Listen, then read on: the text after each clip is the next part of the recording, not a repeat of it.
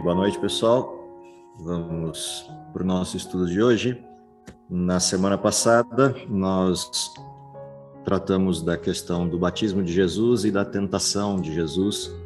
Foi o nosso tema de estudo da última semana. E continuando essa história, a gente tem a próxima fase, o próximo pedaço dessa história, no retorno de Jesus desse processo de tentação, do período em que ele fica no deserto, e ele retorna para a região da Judéia.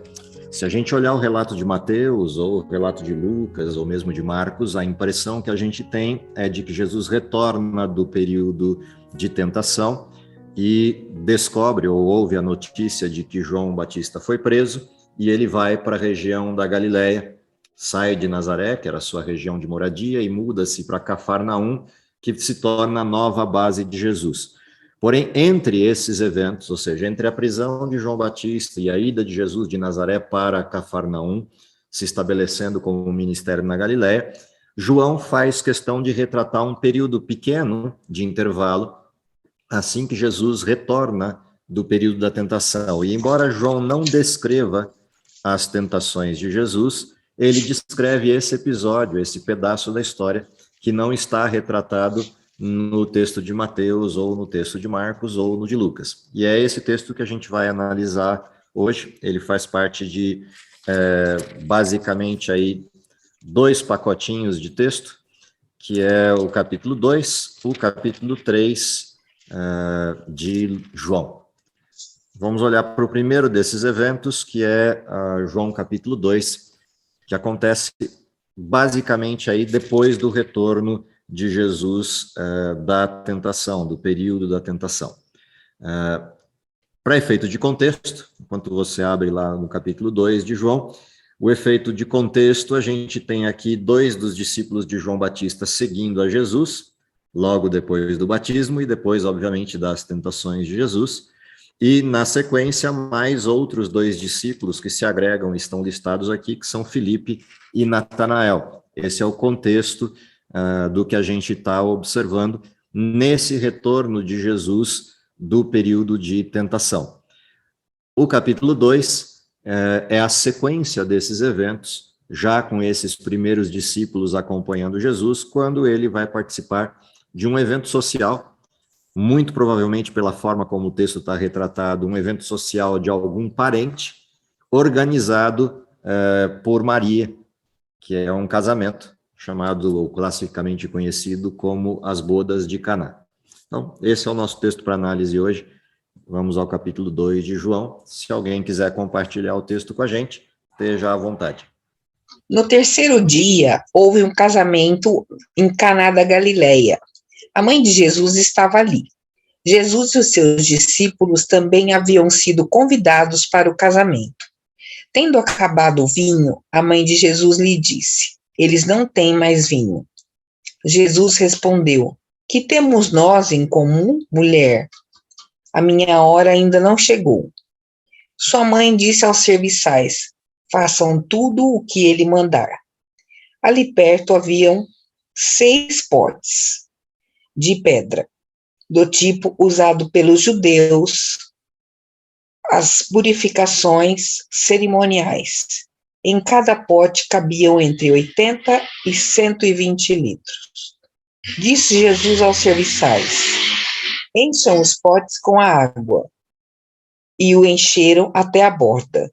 Então lhes disse: agora levem um pouco ao encarregado da festa. Eles fizeram assim, e o encarregado da festa provou a água que fora transformada em vinho, sem saber de onde viera, embora soubessem os serviçais que haviam tirado a água. Então chamou o noivo e disse: todos servem primeiro o melhor vinho, e depois que os convidados já beberam bastante, o vinho inferior é servido. Mas você guardou o melhor até agora. Este sinal milagroso em Caná da Galileia foi o primeiro que Jesus realizou. Revelou assim a sua glória, e os seus discípulos creram nele. Okay. Esse é um relato bastante interessante por várias razões. O primeiro desses elementos peculiares do texto é o local. A região de Caná, ou Caná da Galileia, fica ali pertinho de Nazaré, ou seja, uma cidadezinha vizinha, um vilarejo vizinho à cidade de Nazaré, que é onde Jesus vivia. Ou seja, quando Jesus retorna do batismo, ele vai para Nazaré, que é a sua região de nascimento, de criação, a sua região de crescimento desde a infância. E ali começa o circuito dos primeiros discípulos acompanhando Jesus. A Caná da Galileia está ali do lado, portanto, mais uma referência que nos faz pensar que é algum parente de Jesus naquela região, algum parente de José ou Maria, que faziam parte dessa festa que acontece ali.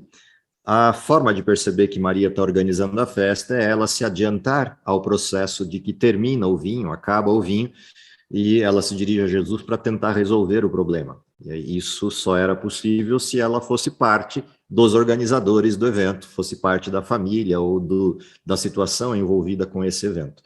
Um detalhe interessante nessa parte ainda periférica do texto entender o que eram festas de casamento naquela época, para entender por que a preocupação de ter acabado o vinho se tornaria uma preocupação relevante. As festas de casamento daquele período não eram como as nossas hoje, que duram aí, na melhor das hipóteses, entre cerimônia de casamento mais festa, um tempo aí relativo de 2 a 5 horas de festa, mais cerimônia religiosa. As festas de casamento naquele tempo poderiam durar 2, 3, 5 dias, uma semana, e dependendo do tamanho da riqueza de quem estivesse casando, poderia durar até mais tempo que isso. Mas, usualmente, pelo menos alguns dias durava a festa. O que significa dizer que acabar o vinho é como se você tivesse recebido pessoas que vieram para passar 3, 4, 5 dias, uma semana contigo, e na metade da semana acaba alguma coisa que diz respeito à comida ou o prato principal da festa. E isso, além de deselegante, no sentido das pessoas que estavam na festa, de alguma forma demonstrava um mau planejamento em relação à quantidade de pessoas que participariam daquele evento. E tudo isso traria constrangimento aos noivos e à família dos noivos. E essa era a condição que levou Maria a se preocupar com o que tinha acontecido, com o que estava acontecendo naquele momento. Quando a gente começa a olhar o relato, observar o relato, aparece uma coisa importante aqui, que Maria chega a Jesus e ela infere que Jesus tem condição de resolver o problema, de resolver o que aconteceu em função da festa. Acabou o vinho e Jesus tem como resolver a questão. Essa inferência de Maria de que Jesus tem como resolver a questão está baseada em múltiplos fatores. O primeiro deles é o fato de ele ser filho dela e ter a condição de repente, encontrar uma saída para o fenômeno. E aí a gente estaria falando exclusivamente das questões naturais. Jesus sendo, em tese ali, naquele contexto, o homem da casa, teria a condição de se adiantar para resolver, de alguma forma, o problema. Essa seria uma alternativa. Mas quando Jesus responde da forma como respondeu, isso mostra que o que Maria esperava de Jesus era outra coisa. O que significa dizer que Jesus, a esse tempo, ou neste contexto, muito provavelmente já havia realizado naquela região, ou próximo dali, algum milagre que teria sido conhecido por Maria e outras pessoas. Ou pela história de Jesus enquanto infância ou enquanto juventude, e enquanto perspectiva do seu fato, da sua condição messiânica, pudesse resolver de maneira miraculosa a questão. A gente não tem, pelo texto exclusivamente, como olhar para isso e inferir tudo o que passou na mente de Maria ao procurar Jesus para resolver o problema. Até mesmo poderia estar lembrando de coisas que aconteceram no passado, como os milagres realizados por Elias, Eliseu e outros. No caso específico de Elias, por exemplo, o milagre de multiplicar alimento na casa de uma viúva. Ou seja, milagres do passado poderiam, inclusive, ser a sustentação para o pedido de Maria a Jesus. O fato é que ela chega para Jesus na expectativa de que ele resolva o problema de alguma maneira, seja natural ou sobrenaturalmente, que ele resolva a questão. E Jesus é enfático em dizer para Maria: não chegou a minha hora. Mas a expressão anterior a essa, mulher, que tenho eu contigo, é uma expressão até certo ponto que soa para a gente como indelicada, como uma resposta atravessada, uma resposta torta, muito parecida com uma resposta que a gente leu há algum tempo atrás, no nosso início de estudos, quando Jesus foi apresentado ao templo. Jesus vira para José e Maria e responde de maneira aparentemente torta na questão: por que vocês estão me procurando por aí? Quando José e Maria passam 3 dias na angústia tentando encontrar Jesus, primeiro entre os parentes, depois por toda a cidade de Jerusalém, até cair a ficha de ir ao templo e encontrar Jesus lá, falando com os doutores com a maior naturalidade do mundo, como se nada tivesse acontecido durante aqueles 3 dias. E a gente lembra do que aconteceu naquela cena. Quando Jesus responde dessa forma: por que vocês estão me procurando por aí? Não sabiam que eu teria que estar aqui? Se não estou com vocês, o único lugar que eu poderia estar é no templo, cuidando das coisas do meu pai. E ele volta com José e Maria para Nazaré, e o texto afirma que ele era obediente a eles, e Maria guardava todas essas coisas no seu coração. Quando a gente estudou esse texto, uma das coisas que ficou evidente ali é o fato de que Maria, por várias vezes, e isso não é inesperado, por várias vezes Maria confunde quem é o Jesus, seu filho, e quem é o Deus, seu Salvador. Que ali, naquele caso, estão na mesma pessoa. São uma e exclusivamente pessoa presente em frente de Maria. E é óbvio, confundir Deus com seu filho é uma coisa natural para ela. O que a gente está vendo aqui no capítulo 2 de João é exatamente a mesma confusão. Maria chega diante de Jesus dando ordens, ou quase fazendo isso, para que ele resolva o problema. E Jesus, de novo, apresenta uma resposta inesperada. Não tenho nada contigo, porque você está me procurando, não chegou a minha hora. Mas diferente daquele momento em que Maria, de forma silente, guarda as coisas no seu coração, nesse momento Maria entende o recado. Ela entende o que Jesus quis dizer e não questiona, não dialoga, ela apenas se retira da cena e entrega os servos a Jesus, dizendo: façam o que ele disser para vocês fazerem. Ou seja, Maria demonstra que ela entendeu o recado, e mais do que isso, ela demonstra fé. E é por causa da fé e de ela ter entendido o que Jesus quis dizer que Jesus realiza o milagre, porque Jesus poderia não ter feito nada. Mas naquela condição, pela fé que ela manifesta, Jesus executa o milagre, e executa o milagre de um jeito inusitado. O texto nos conta que haviam na festa, no fundo da casa, provavelmente, 6 talhas, e essas 6 talhas estavam dispostas ali, são talhas para você colocar água. Talha, para quem não sabe, é um vaso enorme, é só imaginar o tamanho do vaso em função da capacidade dele, né? Alguns textos trazem a linguagem antiga, 2 ou 3 metreiras, e outros já trazem a transformação, como o texto que a Mara leu, que já pontuam aí a capacidade dessas talhas, 80 até 120 litros. Então imagina 6 talhas dessa, vamos pegar pela média 100 litros, 6 talhas, 600 litros cabiam naqueles recipientes. Talhas de pedra, como essas panelas de pedra-sabão que a gente tem no nosso tempo, imaginam talhas de pedra enormes que coubessem aí 100 litros de água cada um deles. Só que a gente tem um problema, nós estamos em uma região próxima a Nazaré e uma região que não é exatamente a melhor das regiões para ter água. E naquela época e naquelas condições, pegar água significa você descer uma corda com um poço, tirar a água com o balde de dentro do poço e encher essas talhas. E Jesus dá uma ordem inusitada para os servos que estão procurando vinho. Jesus fala: vão lá no poço, peguem água e encham as 6 talhas com água. Como a dona da festa, no sentido de organização, era Maria, e ela deu uma ordem aos servos: façam o que ele vos disser.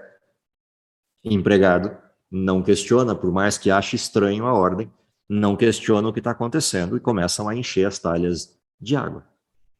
Ou seja, é uma bela viagem em termos de quantidade de água que eles tiveram que tirar para encher todas aquelas talhas, e assim fizeram até encherem todas. Cheias todas as talhas, com 600 litros de água, o que ocorre ali é que eles passam a buscar uma situação nova agora, o que fazer com essa água. E Jesus, de novo, dá uma outra ordem estranha. Ele pede para os servos, vão até as talhas, encham uma jarra, peguem uma taça e levem até o maître, para que ele prove e veja se está bom. E agora imagina eles colocando o jarro dentro das talhas e levando para o maître para experimentar. A gente não tem precisão, se você lê o texto, a princípio você não tem precisão se o milagre acontece quando eles põem a água nas talhas, ou se o milagre acontece quando eles pegam a jarra e vão servir ao maître. O fato é que a água foi transformada em vinho. E uma vez transformada em vinho, a água eles levam ao maître e o maître prova. A parte interessante é como o maître responde ao que aconteceu, porque ele não sabia, ele só sabia que tinha acabado o vinho e que agora chegou vinho novo. Ele não sabe de onde veio, não sabe o que aconteceu, embora os servos saibam. Ele prova e faz uma repreensão aos donos da festa. Uma repreensão retórica, mas ele a faz assim mesmo, que é: o que está acontecendo aqui? Todo mundo serve primeiro o vinho mais novo, e depois que todo mundo já está farto, na parte introdutória da festa, vão servindo o vinho inferior. Essa é uma expressão curiosa, porque quando você coloca aqui vinho novo ou bom vinho, tanto faz a expressão que a gente encontra no desenho, a referência é a mesma, há uma coisa significativa acontecendo aqui. Para muita gente, esse é um texto que passa batido, mas há uma inferência interessante no texto.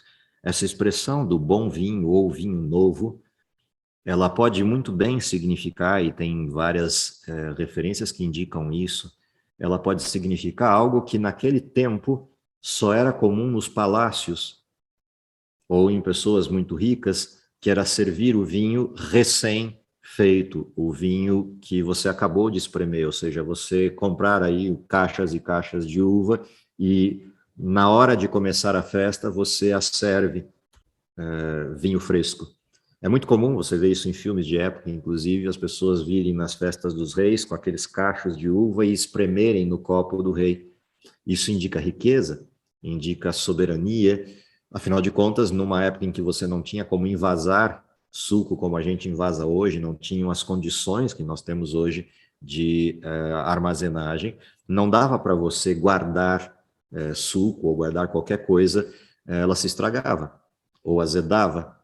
Então, ou você fazia vinho mesmo, colocava em odres e fermentava, ou em barris, como a gente faz hoje, ou teria que servir ao vivo e a cores e imediatamente depois de espremido, porque se deixasse mais tempo, com o calor da região, muito provavelmente aquilo se estragaria. E aí vem essa expressão interessante do maître. Não adianta servir vinho novo agora, depois que as pessoas já estão há 2, 3 dias bebendo vinho comum, e, portanto, já estão com o paladar adulterado pelo vinho, não vão perceber a qualidade do que aqui está sendo servido. Agora, imagina a surpresa dele ao descobrir que tem 6 talhas dessa lá fora, com 600 litros de vinho. E essa é uma expressão interessante do desenho, do que está acontecendo nessa história, nessa referência. O fato é que esse milagre propagou, né, esse milagre cresceu em manifestação entre as pessoas, e diz aqui, com este Deu Jesus princípio aos sinais em Caná da Galileia, manifestou a sua glória e os seus discípulos creram nele. Depois disso, desceu ele para Cafarnaum com sua mãe, seus irmãos e os discípulos e ficaram ali por muitos dias. Essa última parte da frase, apresenta aqui o verso 12, é a referência de transição de Jesus para Cafarnaum. Depois desse milagre, depois dessa ocorrência, o texto vai referenciar para a gente que Jesus desce para Cafarnaum, vai para a região de Cafarnaum. Quando a gente olha e junta esse texto com o texto de Mateus, a gente entende essa transição, como é que isso ocorre. A parte seguinte, interessante da gente ler o texto, é dar um pulo nesse texto e ir até o verso 22 do capítulo 3, que é a referência que está aqui na sequência do texto de João, para a gente ver uma parte dessa história, uma segunda parte dessa história. Depois disso, foi Jesus com seus discípulos para a terra da Judeia. Ali permaneceu com eles e batizava. Ora, João estava também batizando em Enom, perto de Salim, porque havia ali muitas águas, e para lá corria o povo e era batizado, pois João ainda não tinha sido encarcerado. Ora, entre os discípulos de João e um judeu suscitou-se uma contenda com respeito à purificação. E foram ter com João e lhe disseram: Mestre, aquele que estava contigo além do Jordão, do qual tens dado testemunho, está batizando e todos lhe saem ao encontro. Respondeu João: O homem não pode receber coisa alguma senão do céu não lhe for dada. Vós mesmos sois testemunhas de que vos disse: Eu sou o Cristo, mas fui enviado como seu precursor. O que tem a noiva é o noivo. O amigo do noivo que está presente e o ouve muito se regozija por causa da voz do noivo, pois esta alegria já se cumpriu em mim. Convém que ele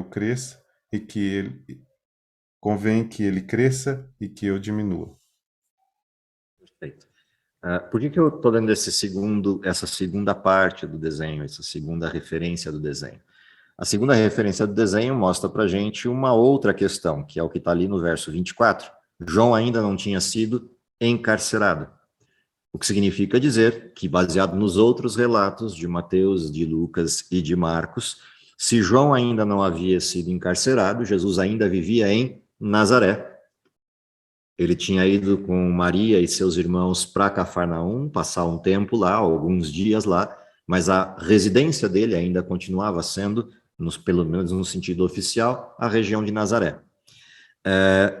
E nesse contexto, exatamente pelo que está acontecendo nessa parte da história, João Batista ainda não tinha sido preso por Herodes, uma outra parte da história que a gente vai ver na sequência.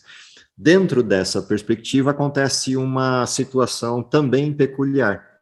Os discípulos de João Batista, até por orientação de João Batista na fase inicial, lá no batismo de Jesus, foram orientados que Jesus era o Messias de quem João Batista falava. E por terem ouvido isso, e por terem ouvido as coisas que Jesus fazia, vários dos seguidores de João Batista começam a migrar, a ir atrás de Jesus. E isso provoca entre os discípulos de João Batista uma dificuldade. A dificuldade, e agora, o que a gente faz?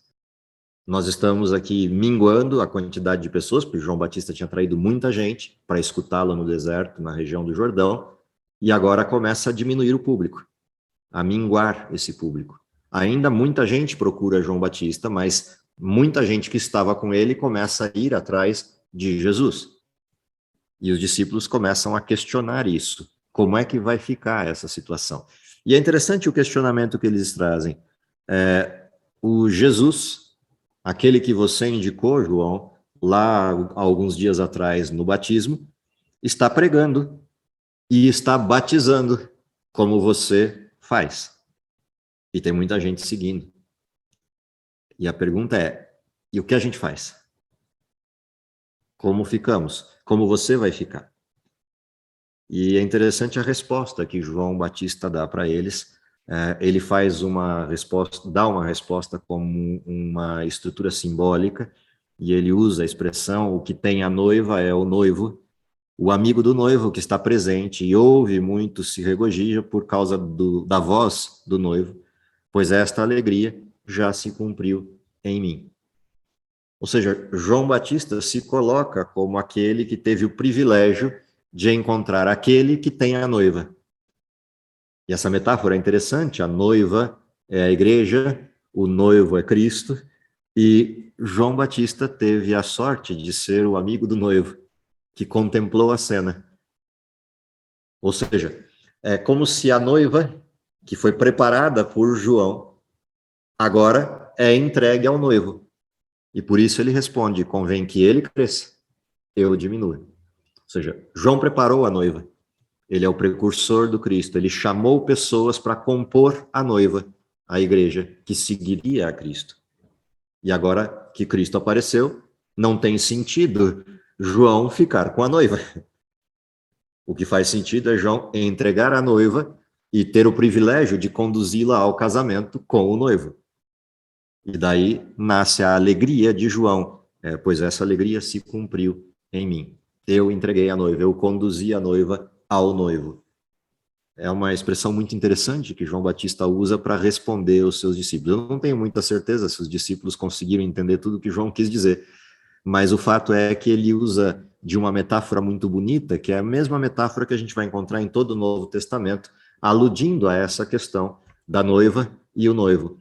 E João é um dos que mais usa essa referência, principalmente quando a gente compara os textos apocalípticos de João, os textos proféticos citados por João, nessa referência de comparação à noiva pronta e ataviada para o casamento com o noivo.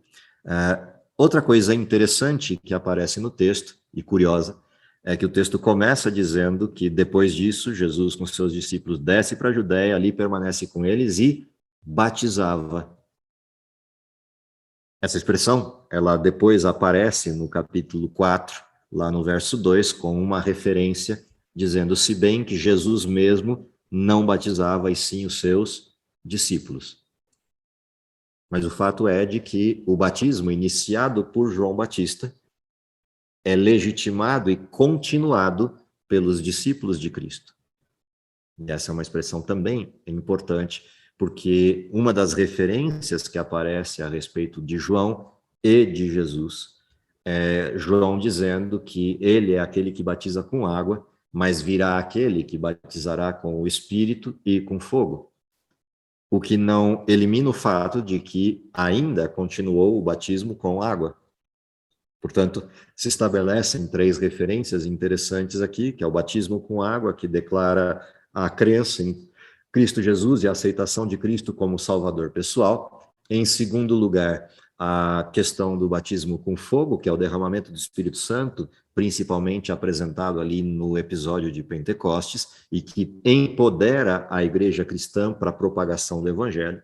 E, por fim, o batismo com fogo, que é a destruição dos ímpios e a salvação dos justos, que é o resultado final de todo esse processo, quando joio e trigo são separados, o trigo é salvo e o joio é queimado no fogo, os ímpios são destruídos. Essa referência que João Batista faz, ela tem, nesse texto do capítulo 3 e do capítulo 4, a demonstração clara de que o batismo com água continuou o processo a partir do batismo de João. Não houve modificação nessa questão ou nesse procedimento que depois vira uma doutrina, no sentido de referência, dentro da igreja cristã. E esse é um outro aspecto interessante dentro desse texto. Mas, voltando ao que a gente estava olhando especificamente no capítulo 2, o que é interessante no capítulo 2 é, de novo, observar esse dilema entre Maria e Jesus.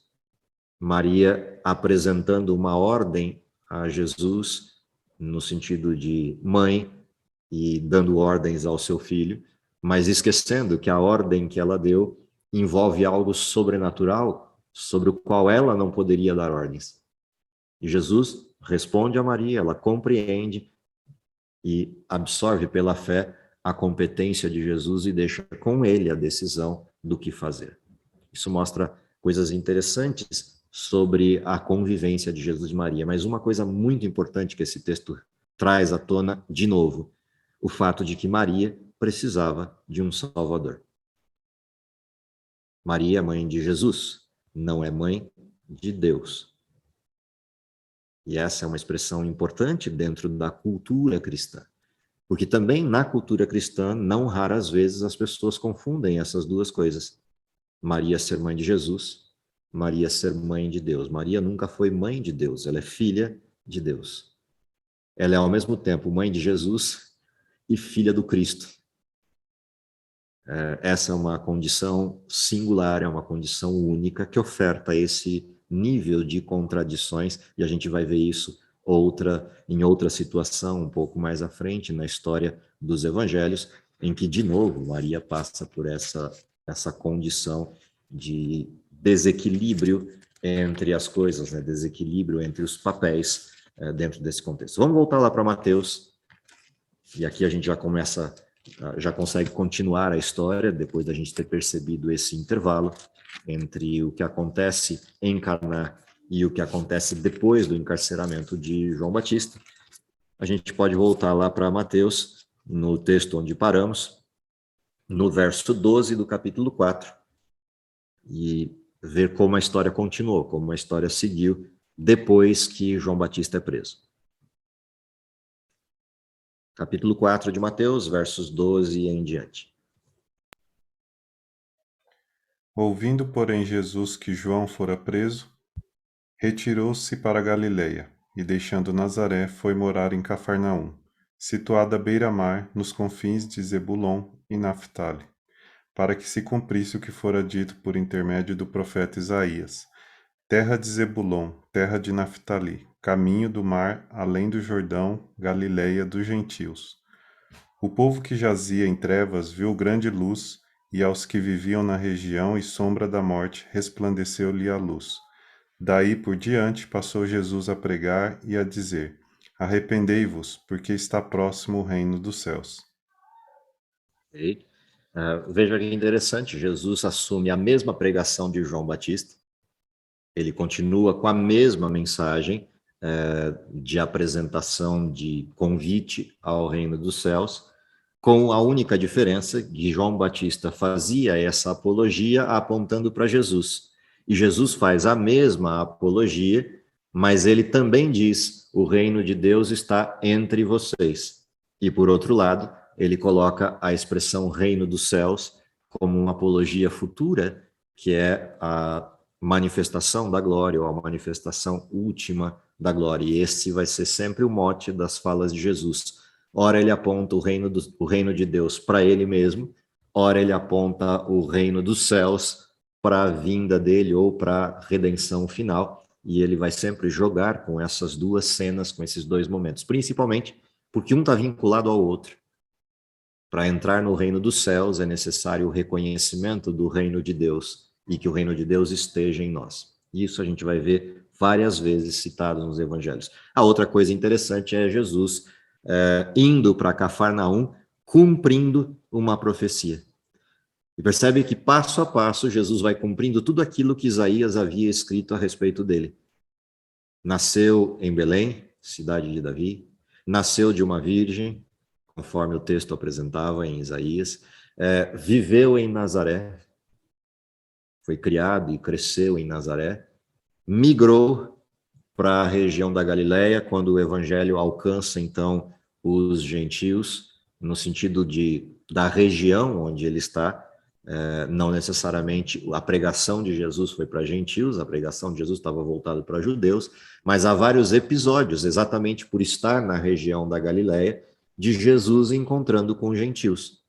Jesus encontrando com samaritanos, cananeias, visitando as pessoas do outro lado do mar da Galileia, como em Gadara. Por estar naquela região, Jesus acabou cruzando com gentios, diferente de se ele tivesse permanecido em Jerusalém ou em Belém, onde raramente ele se depararia com algum gentio. Então, essa expressão da profecia de Isaías, né, terra de Zebulon, terra de Naftali, caminho do mar, além do Jordão, Galileia dos gentios. Essa expressão é interessante dentro do texto, principalmente se a gente se lembrar que o reino do sul e o reino do norte haviam se dividido, e dentro dessa divisão do reino do sul e reino do norte, toda a área do reino do norte acabou se desfazendo pelas invasões de Síria e Assíria, e as tribos praticamente se desfizeram no seu conjunto estruturado como reino, além do que, na região de Samaria, ainda tem o episódio da construção de um falso templo para a região do norte, para as tribos do norte. Então, essas condições todas geraram para aquela região uma situação de poder ser chamada de terra dos gentios, o que antes era terra dos judeus. Terra dos judeus não, terra dos hebreus, no sentido das 12 tribos, das 10 tribos que viviam ali. Então, esse é o contexto desse pedacinho da história. O próximo episódio nessa sequência é Jesus chamando os discípulos. É a vocação dos discípulos que aparece nos versos 18, 19, 20, em sequência, aí, mostrando essa ampliação do processo do ministério de Jesus a partir de discípulos que vão conviver com ele, que vão estar com ele por um bom tempo. E aí a gente vai ver vários episódios dessa vocação dos discípulos. Essa expressão que aparece aqui em Mateus nesse contexto dá foco a um grupo pequeno de discípulos que eram pescadores. Não aparecem aqui nessa lista os 12 discípulos, a formatação total dos 12 discípulos, mas já começa a demonstrar a intencionalidade de Jesus de ter ao redor dele pessoas que vão trabalhar com ele mais de perto dentro desse contexto. Vamos só ler esse pedacinho e a gente encerra. Caminhando junto ao mar da Galileia, viu 2 irmãos, Simão, chamado Pedro, e André, que lançavam as redes ao mar, porque eram pescadores. E disse-lhes: Vinde após mim, e vos farei pescadores de homens. Então eles deixaram imediatamente as redes e o seguiram. Passando adiante, viu outros 2 irmãos, Tiago... Interessante nesse... Isso, vai lá, continua lá.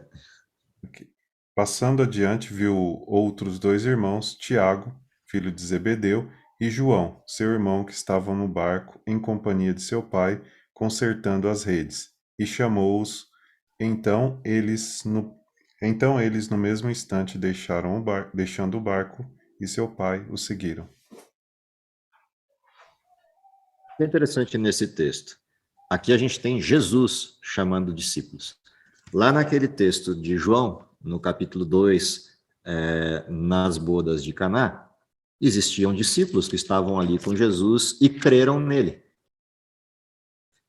O interessante desses 2 textos é que quando você olha o contexto de João capítulo 2, o texto vai dizer assim: 2 discípulos de João Batista seguem a Jesus.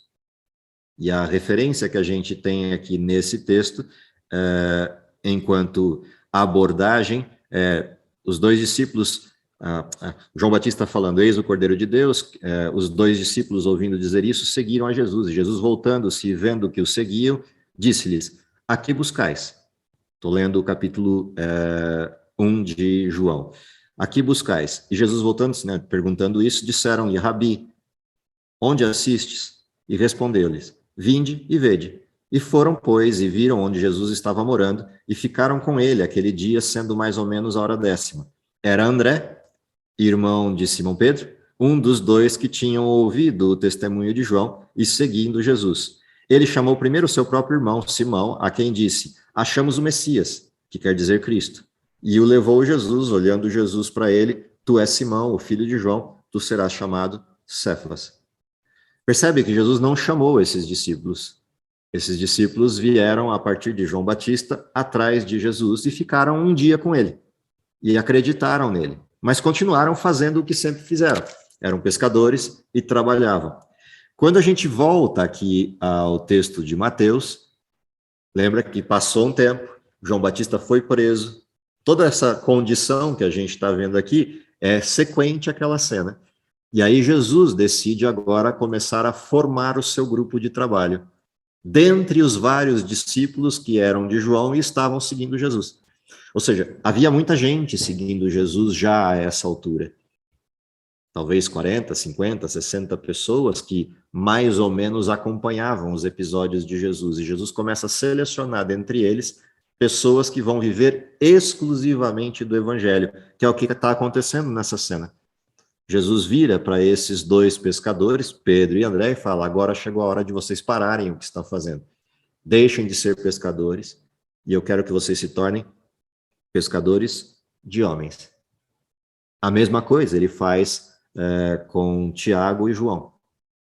E o texto dá conta de que Tiago e João também param o que estão fazendo e abandonam o seu pai, o barco do seu pai, e vão seguir Jesus. E a partir de agora, não são mais pescadores, não vivem mais para esse ofício, para esse trabalho. Que é o que vai continuar acontecendo com o chamado de Mateus e outros casos, até formar os 12 apóstolos, os 12 discípulos de Jesus, que continuamente caminhavam com ele, fora dos seus ofícios, no sentido de trabalho constante, como tinham antes. E isso é uma coisa interessante e curiosa quando você começa a comparar os evangelhos e perceber as nuances da história, porque muitas vezes, classicamente, a gente tem a lembrança, Jesus chamou os 12. Primeiro, não foram os 12 de uma vez só, não foram ao mesmo tempo. Ao longo do processo, dessa fase inicial do ministério de Jesus, ele foi formando esse grupo e chamando particularmente cada um deles. Isso não significa que eles já não seguiam Jesus, apenas que dentre os seguidores de Jesus, ele vai lá e seleciona aqueles que vão exclusivamente viver do evangelho. Com um detalhe importante que se forma aqui, e eu concluo com ele. Há um núcleo, que a gente chama de núcleo duro, do grupo de apóstolos. Esse núcleo duro está dividido em 3 grupos. O primeiro grupo é uma pessoa, chama-se João, o apóstolo João, ou o discípulo a quem Jesus amava na descrição do próprio João. Aquele que é como o irmão de Jesus, aquele que é o discípulo mais próximo. Num segundo elemento desse núcleo duro de discípulos, você vai encontrar outros 3 que a gente costuma brincar, eram os que cabiam no barquinho. Então, João, André, Pedro e Tiago formam os 4 discípulos que, em todas as ocasiões que você vê a Bíblia citando nos evangelhos, você encontra esses sujeitos perto de Jesus, e em lugares que só estão os 4. E aí há um outro grupo, que é um grupo um pouquinho maior, formado por 6 discípulos, que inclui esses 4, mais Filipe e Natanael. E aí você tem o conjunto dos 12 apóstolos. Estes 6 são os discípulos mais próximos de Jesus. E é interessante observar essa nuance que os evangelhos dão, de que apesar de serem 12, 4 estavam praticamente todo o tempo com ele, 1 era o mais próximo dele, e 6 era o conjunto do núcleo principal dos apóstolos. Isso é curioso de observar dentro do desenho, dentro da forma como os discípulos se comportaram ao longo do seu processo de acompanhamento de Jesus. Paramos por aqui. Daqui para frente a gente vai começar a assistir Jesus na Galileia, e o primeiro grande elemento dessa fase de Jesus na Galileia que a gente vai analisar está logo na sequência do texto de Mateus, que é o Sermão da Montanha. E esse a gente vai olhar com muita calma, primeiro pelo tamanho do sermão, né? São praticamente aí 3 capítulos de texto na Bíblia, de um baita sermão, um enorme sermão de Jesus, iniciando de forma pública o seu ministério num grande evento de pregação. Continuamos a partir daí no nosso próximo encontro. Vamos orar? Querido Pai que está nos céus, te agradecemos pelo dom da vida, te agradecemos porque, ao olharmos para os evangelhos, percebemos a condução precisa de cada um dos eventos, na forma como o Espírito Santo guiava Jesus, seja no cumprimento das profecias que estavam descrevendo a sua história, seja na forma singular como se relacionava com as pessoas e com os eventos que se apresentavam diante dele. Te agradecemos também pela percepção que temos do poder e cuidado de Jesus com cada um dos detalhes envolvendo pessoas que necessitavam dele, e te pedimos que, de alguma maneira, essa mesma misericórdia e graça nos alcance nas nossas dificuldades e nossos desafios. Prepara-nos para o teu reino, é o que lhe pedimos por Jesus. Amém.